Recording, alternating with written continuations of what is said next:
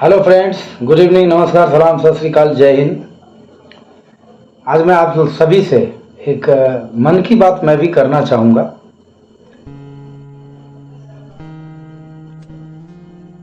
सेना सेना क्या है और एक सैनिक का जीवन कैसा होता है। लोगों को लगता है कि सेना में अगर कोई चला गया, सेना में भर्ती हो गया तो पैसे की बारिश हो जाती है और उसकी लाइफ में कोई परेशानी नहीं रहती है और वो अथाह पैसे का मालिक बन जाता है, बहुत ज़्यादा पैसे का मालिक बन जाता है।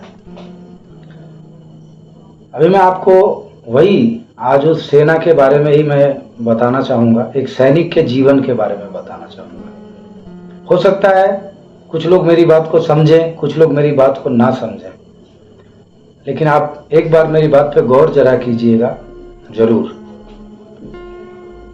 सबसे पहले मैं शुरुआत करता हूं 17 साल की उम्र में। जब कोई बच्चा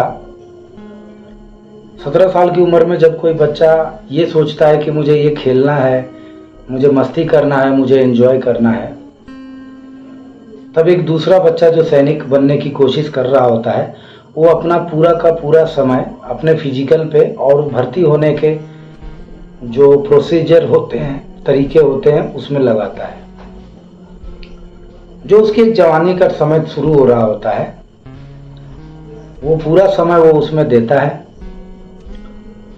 और उसके बाद वो भर्ती हो जाता है 18 साल की उम्र में, कोई 19 साल की उम्र में, कोई 20, कोई 21। ये सारे उम्र होते हैं जवानी में एंटर करने वाले, जिस टाइम हम ये सोचते हैं कि थोड़ा समाज, दोस्त, लाइफ, ये सब चीज़ के बारे में सोचें, तो उस समय वो बच्चा इंडियन आर्मी में भर्ती होता है एक सैनिक बन के।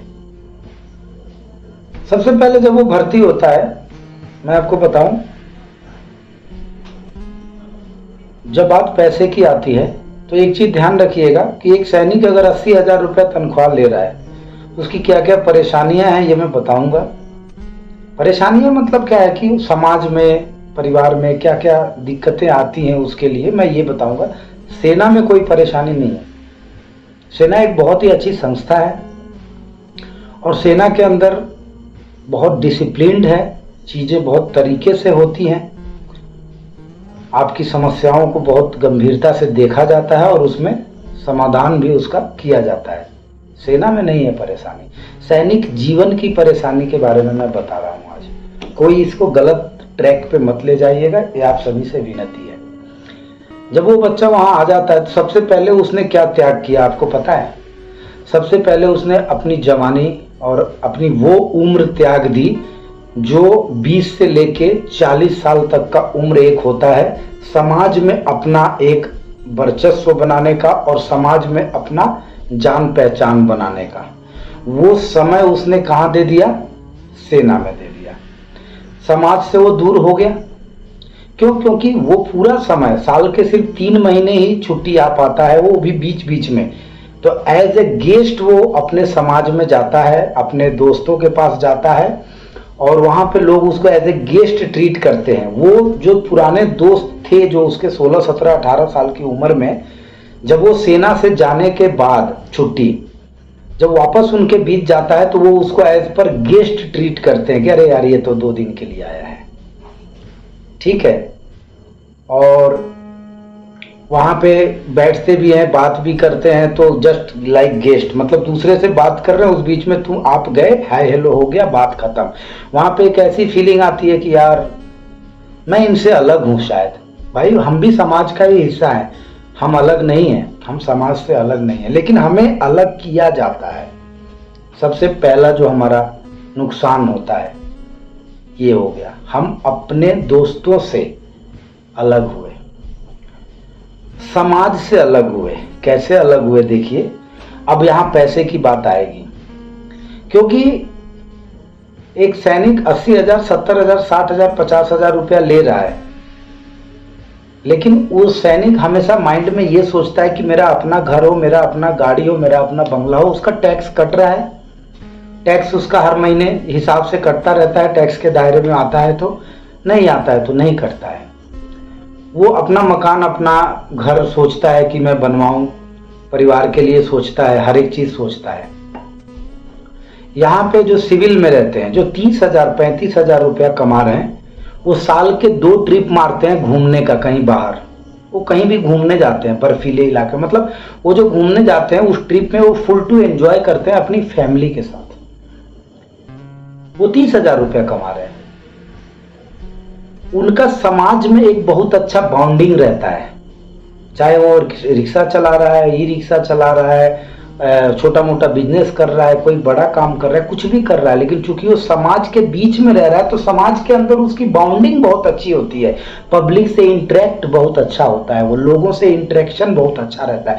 उसकी किसी भी जरूरत के वक्त 4 लोग उसके पास जरूर हाजिर होते हैं, 10 लोग भी आएंगे, 50 भी आएंगे। लेकिन एक सैनिक को अगर कोई दिक्कत आती है तो उसके पास एक भी इंसान खड़ा होने के लिए नहीं होता है। एक भी इंसान, समाज ने तो दूर कर दिया है ना उसको। क्यों? क्योंकि भाई जो एक वहां पे रह रहा है, रिक्शा चला रहा है, कुछ भी कर रहा है, छोटा मोटा काम करे, बड़ा काम करे, उससे वहां के लोगों को फायदा है, बट उस सैनिक से कोई फायदा नहीं है। ये सोचकर समाज उसका बहिष्कार कर देता है। ठीक है। उसके बाद नंबर 2 हो गया, समाज से हम बहिष्कृत हो गए। ठीक है, दोस्तों से बहिष्कृत हो गए।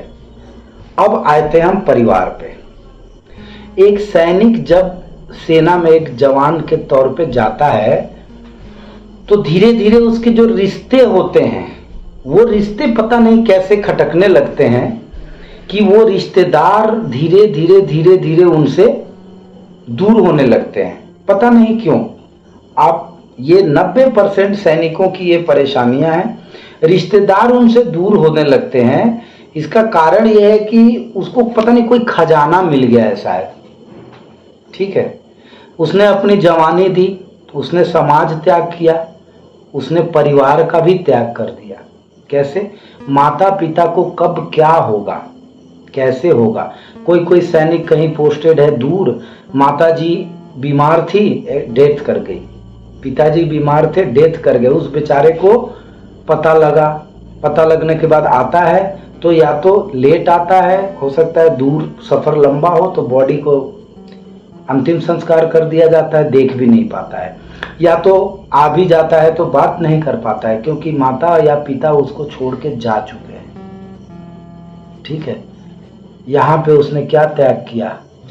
अपनी आत्मा का त्याग कर दिया, क्योंकि माता पिता से उसका कांटेक्ट भी खत्म हो जाता है। किस टाइप का कांटेक्ट? फोन पे बात का कांटेक्ट नहीं, एक जो ह्यूमैनिटी और मन का जो कांटेक्ट आमने सामने से होता है, एक पुत्र का एक पिता माता से, वो भी खत्म हो जाता है।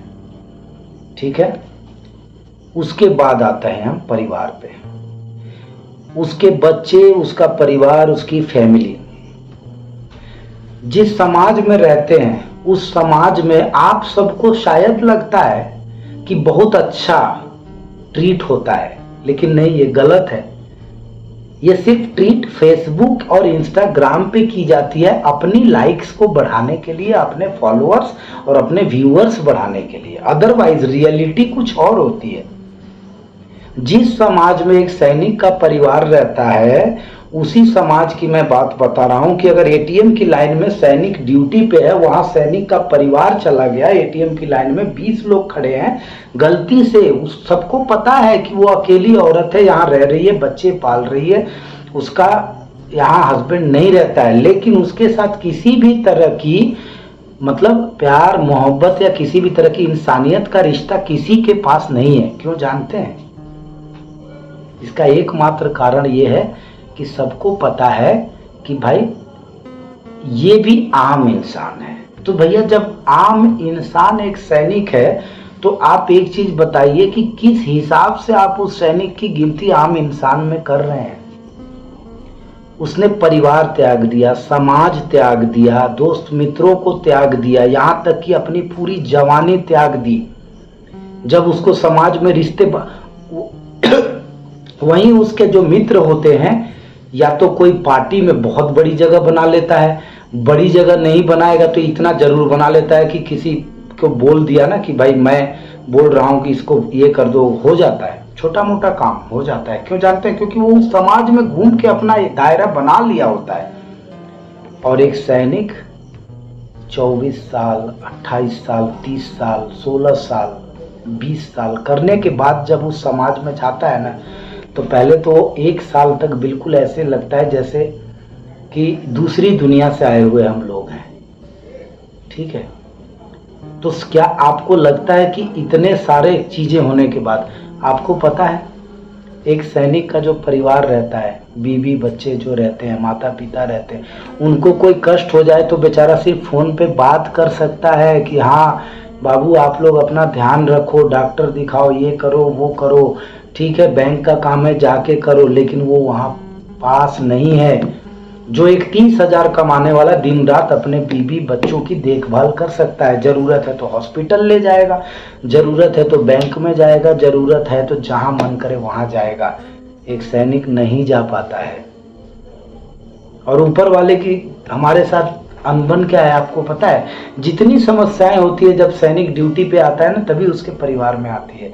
उसके माता पिता का अक्सर देहांत तब होता है जब वो सैनिक ड्यूटी पर होता है। उसके परिवार में समस्याएं तब आती है जब अक्सर वो सैनिक ड्यूटी पे होता है। इन सब के बावजूद भी वो सैनिक इस समाज में खड़ा रहता है। जानते हैं क्यों?